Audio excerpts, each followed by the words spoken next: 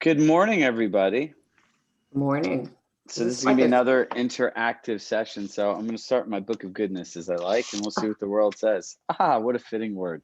Patience. Learn the art of patience. Apply discipline to your thoughts when they become anxious over the outcome of a goal. Impatience breeds anxiety, fear, disencouragement, and failure. Patience creates confidence, decisiveness, and a rational outlook, which will eventually leads to success. Brian Adams could not have a better word. And what I find really interesting is, for some reason, when you're connected to purpose and meaning in life, I've gone through this book and we talked about presence one day, and that was the word that come up. And, as a carryover to our objection handling session, this is something we're going to try, is having more of these interactive sessions, right? And patience and objection handling are two things that could not be more directly correlated. A lot of times we're all challenged with really listening to what someone wants to say. And as I always say this, what do you do when you see the world one way and you'd like another person to see it that way and they don't, right?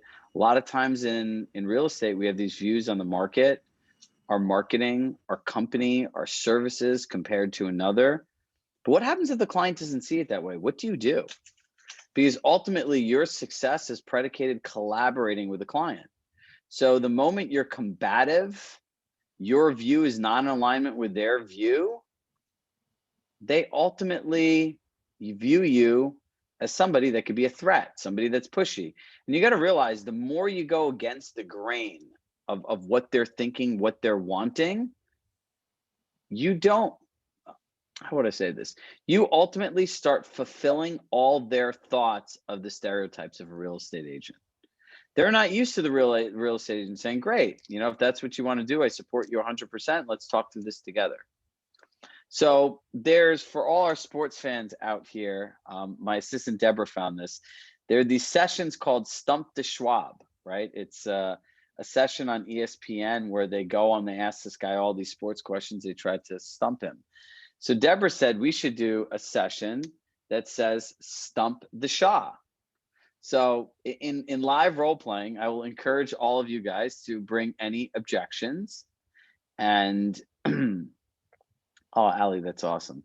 I want you to bring your objections, and I'm just going to role play them live, right? And I realize from hearing your feedback and being a listener that you guys prefer that hearing me role play it versus the two of you guys do it, so you can really get to the answer.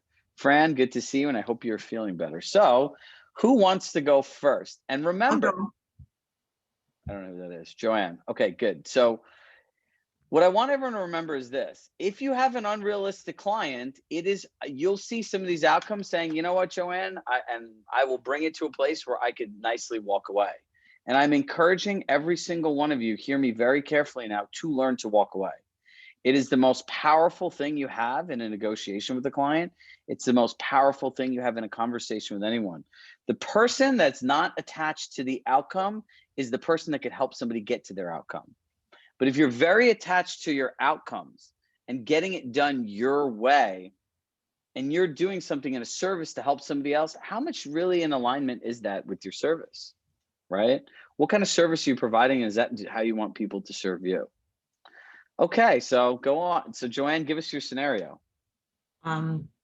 So listen, Chirag, as you know, I'm a cash buyer. It doesn't really matter how much it is. If I see something I like, tell me where to send the money. But I'm not going to pay $1,500 a square foot. I want to pay $600-700 a square foot. I want a large balcony.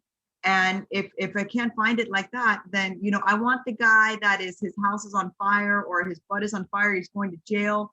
And, if I don't send me this stuff that's $1,000 a square foot, I'm not going to pay it. These people are crazy coming from New York paying these prices. It's just not realistic. I don't know what they're thinking. Hey, Joanne, I can appreciate that. And what I'm hearing you saying is that you want to partner with a real estate agent that they could find you a value in today's market. Yes. Okay, great. Undervalued. Okay, completely understand. And anyone investing, they want to find something they can make in return.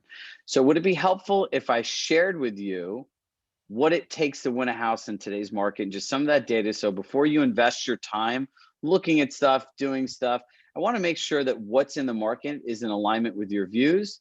And just want to preface this, and if it's not, I can continue to try to find something patiently for you that does. I don't care what other people are paying. Okay. I don't care. I don't care what's making it happen. This is the deal that I want. So, I mean, people are paying out the nose. It's not realistic. So, and also they're end users. There's people with kids. I'm a single guy. I'm a poor immigrant from Italy. Okay. I don't care what other people are paying. This is what I'm going to pay. So if you can't find it, then I'll find it on my own. I just made a deal the other day with an owner directly. There wasn't even a realtor involved. Okay, so Joanne, I hear what you're saying, and respectfully, the way that I guide my clients is based on the market data. I understand that these are the kinds of deals you want. And as soon as I find one, or an owner direct, or somebody that wants to go to jail, or the house is on fire and they're looking for a fire sale with the cash buyer, I have you at the top of my list and I'll contact you. Okay, great. And I'm sure plenty of you guys do this. Look, that is not a client, right?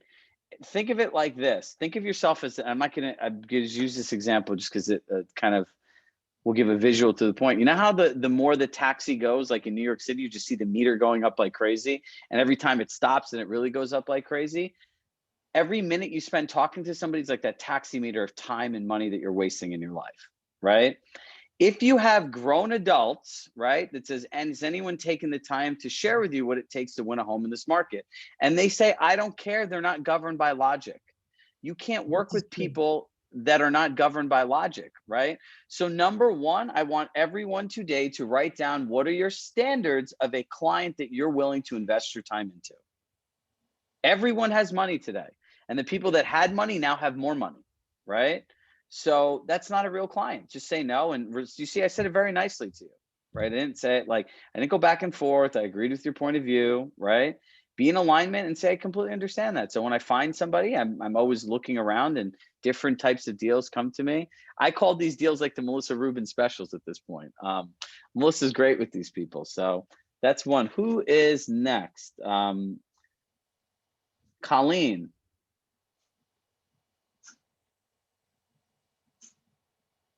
Colleen said the objection, I heard there isn't any inventory. Where would I go live? That's not an objection. That's like a real life, that's a real life challenge right now for a lot of people, right? So you remember, has anyone ever, do you guys know the difference between an objection and a condition? No? Okay. So it's pouring raining outside, right?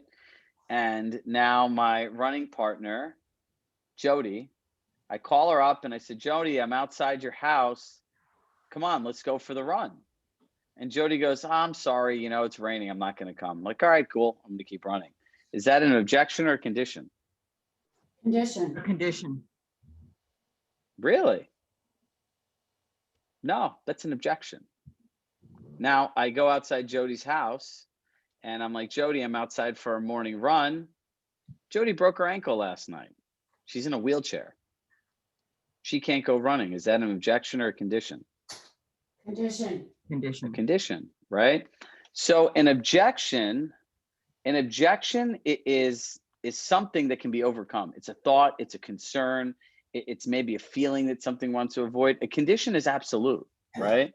So a person saying that I can't sell my home right now, even though I want to, because I have 2 small children and I'll have nowhere to live, that could be a condition until you find something, right? That's not like an objection. That's like a real life concern for people. So when people are telling you things, right? Number one that I want you to know in these conversations, people will give you objections because they're concerned that they might actually give you might actually give them what they want, right? People always have fear of making decisions. What's up, David and Kathy? So that's one. Conditions are actual statements of fact, right? Some people do have real statements of facts. And for us, it's really important as we do objection handling and these conversations to understand the difference between the both, right? Our view is always to be in alignment with what somebody says. I don't want to look at Joanne's situation and say, are you crazy? Do you know what the market is, right? And I hear what agents say. I ask them, what do you say? I educate them on the market. That guy doesn't want to hear about the market. He told you that in the beginning, right? And he just made a deal. Whether he's telling the truth or not, that's subjective. But in his world, these deals exist, and that's the deal for him. Okay, great. Have you guys ever realized that any human being in this world that has some form of affluence or wealth is a real estate investor? Bring me the right deal and I'll find you the thing. And do you know what I used to tell those people when I was an agent? Those deals that are 25% under market value and all that stuff, like your client, your imaginary client wanted. I would say, with all due respect, sir, if I found deals like that, why wouldn't I buy them myself? Mm-hmm. Yeah. So Chirag, based on what I said, you said it's a condition, but I have a couple people like that. And for me, what if I said, well, what if I could find you a property that would meet your needs? Would you be interested in the area that we're discussing? I mean, that's kind of the way I'm handling it right now. Yeah, but when I say it's a condition, like I would say a condition is there is limited inventory, right? It's not something that's an objection that's could be changed, and that's a perfect thing, right? You ask them. That's called future pacing, guys, right? You start giving them the future, right? Like it's like if I was able to find you the right home in the right area, would you consider selling your house? Yes, and we could role play this out. Go ahead. You want to be the agent, and I'll be the client. Who, me? Yeah. Do How you want to we? be the agent or the client? I want to be the client because I want to see what you have to say. Okay, great. So Chirag, yeah, I appreciate you coming by. However, I'm just nervous about selling. My kids are in school. They want it, they'll get done in June. And then we were planning on moving, but based on what I'm seeing, there's nothing on the market. So I don't feel comfortable putting my house on the market if there's nowhere to go. Great. So what I hear you saying is that you'd like to find the home that you're buying prior to putting your home on the market. Is that correct? Yeah, that would be ideal. Great. And have you spoke with a lender about securing financing and purchasing a home before you close on your current home? Well, not really. I know a couple lenders. And do you know any lenders that you can recommend? Yeah, I can. But more importantly, Colleen, what I hear you saying is that you want a solid plan so you can make sure that you have the right home and the right transition for you, your kids, your family, that the kids end up in the school district. And is there anything else important to you throughout this process that needs to get met for you to make a move? Well, I think, we'd like to get top dollar for our house, and we don't want to overpay with, wherever we decide to move. So what I hear is that you want to maximize your equity, which based on the market and limited inventory is very possible. But Mhm. I want to be honest and upfront is you are getting back into that same market as a buyer. So what I would like to do is set up a time to really sit down and make a plan, right? Let's talk about timelines. Let's talk about what has to happen. Let's sit down and go through with an actual lender specifics in terms of down payment, closing costs, what are our options with selling, buying before selling. And I want you to have all that information, some time to ingest it, and then have a follow-up meeting to discuss the different options and how they would work for you before we go ahead and do anything, because this is a big move. And I believe every person has the right to have the right plan and information before making a choice. Yeah, that sounds pretty good. Let me let me ask you this. You set me up on a collection, and there's very rarely a house in the area that we're trying to move. We're trying to move to Duxbury because the school system's really good. We want to be near the water, blah, blah, blah. So is there anything you can do around that? Sure, I can. What I'm willing to do is I'm going to find some information and I'm going to start marketing to homes that are not on the market to see if anyone's looking to move. Yeah, that's a good idea. I heard that's how I know my parents got a letter from somebody saying that asked them if they wanted to sell. Have you Yeah, look, had success with that in the past? yeah, we have had success. We had 4 families that we were able to help last year just like that. Oh, that sounds pretty good. Exactly. So look, ultimately it's giving you guys and your family the experience that you want. And look, moving is stressful as it is, but I understand that moving with not all the information can be more stressful. And communication, I think, is the most important thing in this. So let's set up a time. I will schedule a time with a lender that can be available to walk us through the questions, to walk us through the process. I'll have some questions written down to send in advance that I would encourage you to ask a lender, and let's go from there. I'll walk and I'll map out the other steps after speaking to a lender. But step one is we'll have a meeting. We'll go through our plan. Step two, we'll follow through on the steps and set up a follow-up meeting. And step three is we'll start marketing to, if 1 and 2 check out, we'll start marketing to homes in the neighborhoods that you're looking at. Yeah, that sounds pretty good. I feel a lot better just talking to you about that, Chirag. Okay, great. So how is Tuesday at 2 or Thursday at 5? I'd say Tuesday at 2 is good. Okay, great. I'll see you then. Thanks so much. You have to remember, a plan, communication will alleviate fear and uncertainty. She That's was an in, actual scenario I have here. And that's what I've been trying to do. I've already been to the house and given them an estimate of the property in December. And so, yeah, they're just on the fence about moving out of the neighborhood and so forth. So it's, the follow-up, and that's what I'm trying to do is get the follow-up appointment so we can go over specifics. yeah, there you go. Just offer her a very detailed plan. Or if you're in communication, just email her a plan, right? You could say, these are the next steps and provide details. They'll appreciate it. Okay, sounds And good. don't ever undervalue the actual value of putting all this stuff in writing, right? So they have something to look at. One of the things that I want you guys to remember is, and David says this all the time, what we are saying is not what somebody's hearing. And what I always like to piggyback that on is the amount of information that's shared in one of these appointments is a lot, right? For those of you who do one-on-one coaching with me, you know how much information I could cram in 30 minutes, right? Like it's a lot. So that's why all the calls are recorded. They're sent to you guys after, because there's no way you can ingest all that information, but I want to make sure you get the most value, right? So in the end of this, it comes down to how well can you document this stuff for your clients? How simple can you make it? And that's the difference between you and another real estate agent. Thanks, Chirag. That was helpful. You're welcome. Do you guys like this format of this question and answer thing? Is this, we have a good amount of people here. Is this something you guys would like to do every week? Yes, absolutely. Hey, yeah, if we have enough yeses in the chat box, we will update our schedule for this. So there's 47 people, at least 25 or 30 people have to say yes. So we'll keep going and we'll keep track of how this is. So who else has an objection, a condition, a question?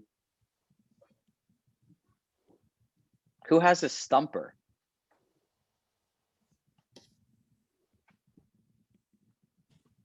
I don't necessarily have a stumper. Hey, how's it going? Good.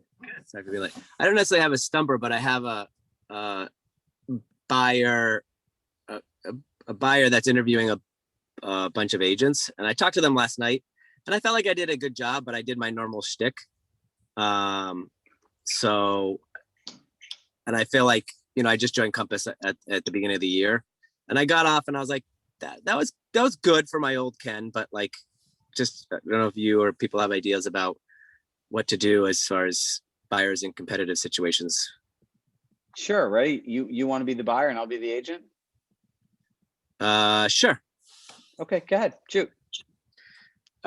Hey, thanks for taking the time to meet with us. Want to be upfront and say that we're interviewing several agents. You did come recommended from our cousins who really liked you, but we are gonna, like I said, talk to several agents and basically want to hear what you have to offer and what differentiates you. Great, Ken. One, I appreciate you taking the time to meet with me, and I totally understand that this is a large financial transaction and you want to make the best decision for you and your family.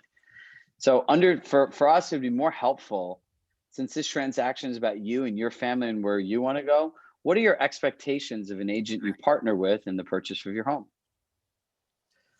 I want them to be very responsive, super responsive. Ideally find me something off market. I want, them to guide me through the whole process. I want to, use your network of mortgage brokers, inspectors, attorneys, and we're just very new to all this, and we've been saving our money for years and years, and are finally excited to buy something, but really don't know much about what we're doing. Got it. So if I'm hearing you correctly, Ken, I just want to unpack this so we're on the same page. Your expectation is, one, this is your first purchase, somebody to hold your hand, really walk you through the process and give you a network of vendors that have a good track record. Is that correct? Yeah, that's right. You also want access to off-market properties, which will give you a chance to bid on stuff that not everybody's bidding on. Yep. And ultimately, since you have been saving for a long time, kind of want to make sure that overall the experience, the communication, and somebody that has you more as a partner throughout the process versus you kind of chasing them. Does that sound about right? Yep. Is there Yeah, anything else that No, it's basically it. We just really I want to find somebody who's a good match for our personality and somebody that'll be proactive. You know, along with being proactive in those other things, I love that you said a good match for your personality. I find very often people talk about the things that are all great, but you know, we want to make sure additionally that since this is such a large purchase for you, I want to know, what are the disappointments you've had hiring, like if you've ever worked with a broker before in another capacity, even a rental or any kind of service you hired? What are some of the disappointments that you had with those services that you'd want to avoid in the future?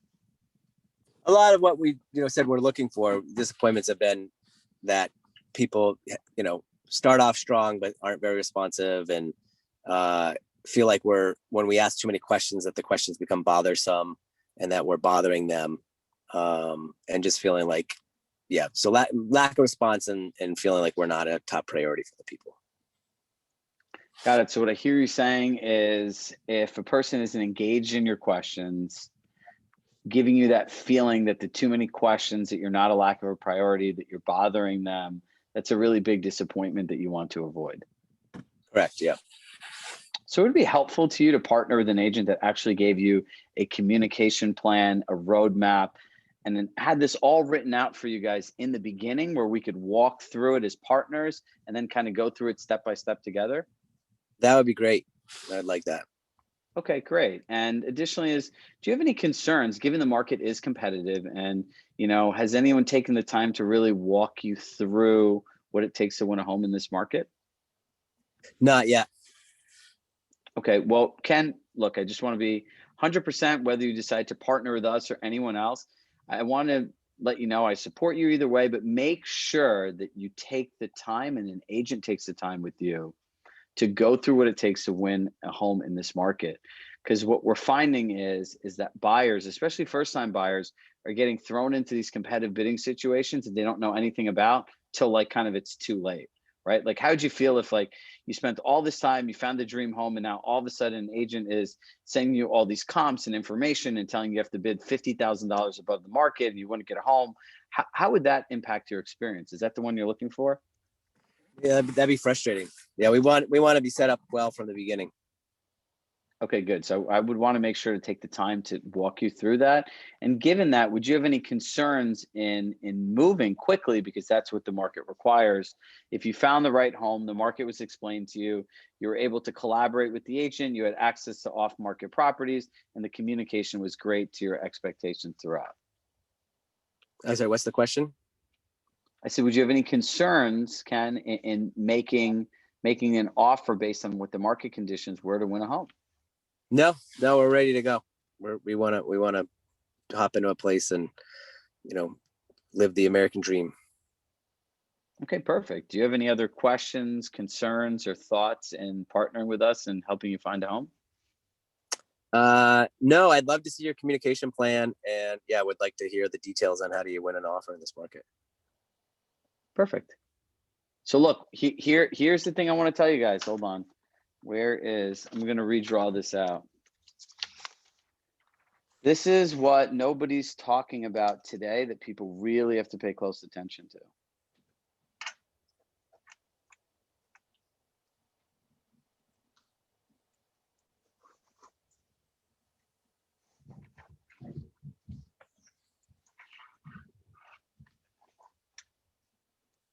Renee, I wish I could be earplugs in everybody's ears. Hey, Chirag. Yes. Chirag, this is Carolina here. One thing I noticed, I work a lot with first-time home buyers, calls coming from Zillow. And one thing I have noticed with every client that I meet, I ask, have you seen other homes with other agents? Yes. How many? 10, 15, 20 agents. Have they explained to you the whole buying process? No. No one takes the time to explain. And so the perfect question. I want a lot of clients that way, just say, hey, so now let me take the time to explain.